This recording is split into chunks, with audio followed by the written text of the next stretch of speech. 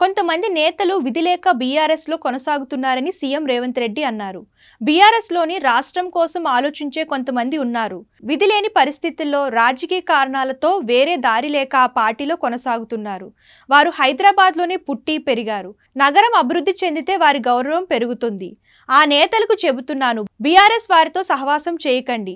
వాళ్ళు తెలంగాణ సమాజం కోసం పనిచేసే రకాలు కాదు అని పేర్కొన్నారు. మూసీ మురుగు నుండి నల్గొండ జిల్లాకు విముక్తి కల్పిద్దామంటే బీఆర్ఎస్ కాళ్లలో కట్టెలు పెడుతోందని సీఎం రేవంత్ రెడ్డి మండిపడ్డారు. ఆ జిల్లా మహిళలు గర్భం దాల్చేందుకు భయపడుతున్నారు. మూసీ పునర్జీవం వద్దని ప్రజలు చెబుతున్నారని బీఆర్ఎస్ అంటుంది. రండి, కేటీఆర్ వస్తారో హరీష్ వస్తారో, నేను కూడా గన్మెన్ లేకుండా వస్తా. నల్గొండ పోదాం, భువనగిరి పోదాం, ఆలేరు పోదాం, మూసీ పునర్జీవం కావాలో వద్దో అడుగుదాం అని అన్నారు. తాను తండ్రి పేరు చెప్పుకొని ఇక్కడికి రాలేదని, జిల్లా స్థాయి నుండి సీఎం స్థాయికి ఎదిగానని రేవంత్ రెడ్డి అన్నారు. Regional ring road, future city, metro విస్తరణ చేపట్టాలా వద్దా? కొడంగల్లో 1300 ఎకరాల భూసేకరణ చేసి అక్కడి యువతకు ఉపాధి కల్పిద్దామనుకుంటే అడ్డుకుంటున్నారు. నేను పులులు తిరిగే ప్రాంతం నుండి వచ్చాను అని రేవంత్ రెడ్డి అన్నారు.